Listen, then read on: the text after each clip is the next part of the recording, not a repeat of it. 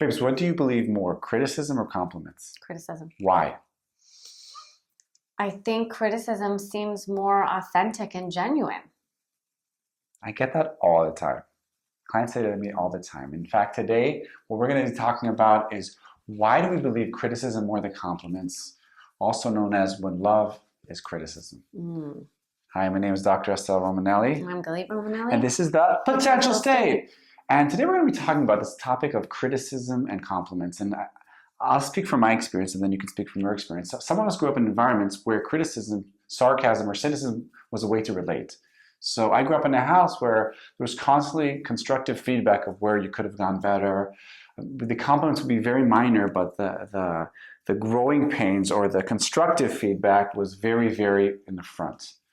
And what I've noticed is with other clients, especially with men, is when we grow up in that kind of environment, we kind of have this core belief of caring equals criticism. And that's why when our partner comes to share something with us, the first thing we'll say is, what's wrong, or how could this be improved, as we both know I've done to you a zillion times.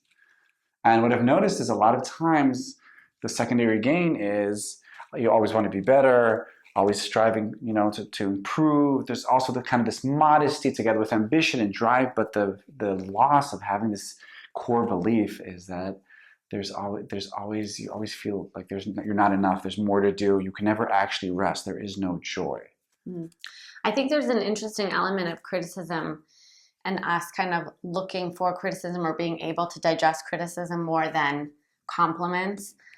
There's a social element, I think, that comes to play. I think especially for women who've internalized this voice of you're not pretty enough, you're not tall enough, you're not thin enough, you're not good enough, you're not a good enough mother, you're not a good enough lover, woman, wife. Like there's always this, this social message of you're not enough, right? Obviously for like marketing purposes, they want you to buy more products. They want you to go to the gym. They want you, and like advertising has kind of eaten away at our self-esteem and uses criticism as a way of kind of getting us to act or buy or purchase or consume.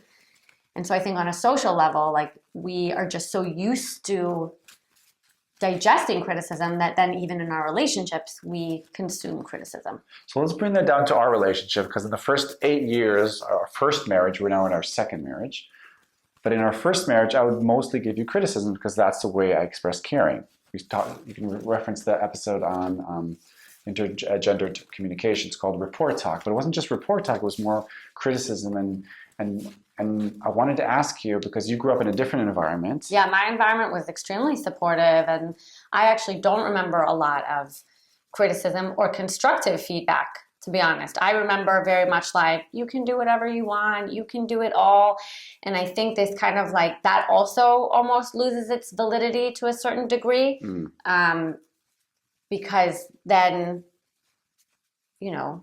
where are your strengths, where are your weaknesses, that you have strengths and weaknesses. So when you're not getting genuine feedback either way, I think it kind of leaves you a bit lost. But I definitely don't think that I received criticism in the same way. Like whatever grade I brought home, if I had done my best, was good enough. So I see this a lot in the clinic, where couples where the communication, the care will be expressed through basically criticism or constructive feedback. And I wanted to ask you, because the first 8 years, what I was giving you was mostly criticism, and I guess for both of us that seemed okay, or that was good enough, or we went with that. And reflecting back, how did that land for you? I'm actually curious, like where, because in my mind, there was both, right? It was just in different places. Right. Like I would also criticize you, but in just other places that you would criticize me. But I don't know, to be completely honest, I guess, you filled my love tank in other places. And so for me, it was like there was in essence a kind of balance. Well, I think what I'm noticing a lot in the clinic is couples where that's going to be the main discussion, and what happens over time, if that's the communication, that there's just this distance and almost competition, and there's a sense that you can't really be just happy and joyful. Yeah, I definitely think that at one point we kind of reached a point where I felt like it was constant criticism and you Yeah. didn't acknowledge what I was doing. And I think that maybe actually because of my background, it actually came to a head and I was like, I can't take this anymore. Like you have to be able to give me words of affirmation. You have to be able to kind of see what I am doing and not just constantly, point out what's lacking. But I will say that as a parent, unfortunately, I do see that in my relationship with Sat, I'm very critical. And that is definitely something that I'm aware of and working on actively, but it's something that I'm really interested in, and because I see the difference between how I relate to him and how I relate to Lila. And I know that with him, I relate that way very critically because I feel very insecure in my relationship with him. So I want to piggyback that and say, so I once worked with this couple where he would give tons and tons of constructive feedback, and she would obviously get insulted and hurt. And when we started peeling the layers, we realized that he did grow up. That was the environment. He had this core belief that love is criticism, that caring is criticism. And for him, that was just his way of kind of engaging. And what we started doing is softening that core belief. And I think for a lot of us, we don't even realize that's the environment we grew up in. Yeah. And I remember working with this chef once, and he said, criticism is truth. Compliments is always within, like there's an angle there. Yeah. And I'm thinking, how can we help people change, or couples change that dynamic? Well, I think one thing that's really interesting that we've found in our webinars and stuff and in our model, right, of like let it land, is that often we kind of immediately go to examples of criticism or conflict. But what we've actually found is that, you need the same tools and openness to receive the compliments because we're so not used to. Like it's actually even easier for us to kind of turn our attention and direct ourselves to the negative. And with the positive, like we really need help there. We really need to kind of actively focus our attention to digest the compliments. So how does that switch that Galit's talking about? So here's what we've discovered. First of all, realize that you're mostly critical, or the things that jump up to you are first of all where it's not right, the constructive feedback. Okay, first of all, be playful about that and own your shit. When you're discussing with your partner and you're seeing what's keep coming up as critical, first of all, just own it and say, wow, I'm very, very critical. Realize that. And I think the second thing is really, we spoke about this in a different video, but fake it till you make it. Try to consciously, top down, be more encouraging. So if your first reaction is say, well, why didn't you do that? Or this is a great dish, but it's just missing this. Just try to go to the opposite way and just say, this is great.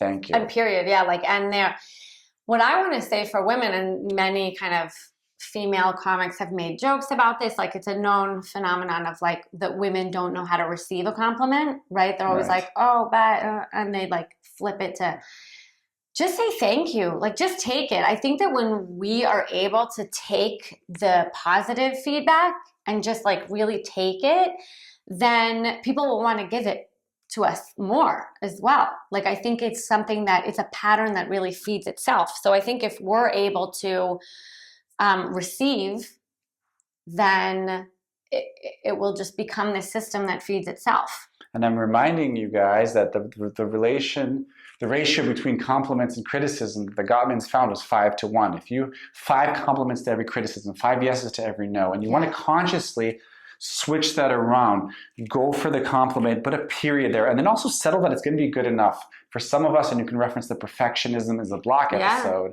good enough is great.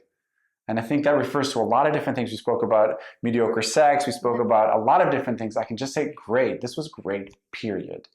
And what's going to happen over time is as you shift this balance and there are more compliments, more just positive feedbacks than the constructive feedback, you're going to notice something's going to open up in the relationship. Energy, vitality, trust, joy, and gratitude. And I think, go on now. Finish your sentence. And I just wanted to say that gratitude would be the antidote of criticism. And if you can kind of create a goodwill between you and your relationship, which you'd have to actually top down, consciously do that, that can really, really manifest a big change in your relationship. The thing that I wanted to say was that I think that when we feel kind of the criticism bubbling up, to get curious as to what we're being critical about and where does that stem from. Because I think most of the time, it's quite possible that it's ours, that it's not even about our partner. It's one of our buttons that's being pushed. And if we can kind of get curious about that and dive a little deeper in there and see, because I also think that there's a way of kind of giving feedback, right? There's a soft way of giving constructive feedback where you can grow as a couple, and then there's criticism, Right. which is just kind of a kind of smacking down. And I think that when criticism bubbles up, it's actually sitting on something of ours. And if you remember, at the end of the day, you're trying to change the culture of the relationship. Yeah. By consciously doing that, then you're going to find a softening. Okay, I think we're done here for today. This was Galit Romanelli. Dr. Assael Romanelli. And we're the Potential State. We'll see you next time.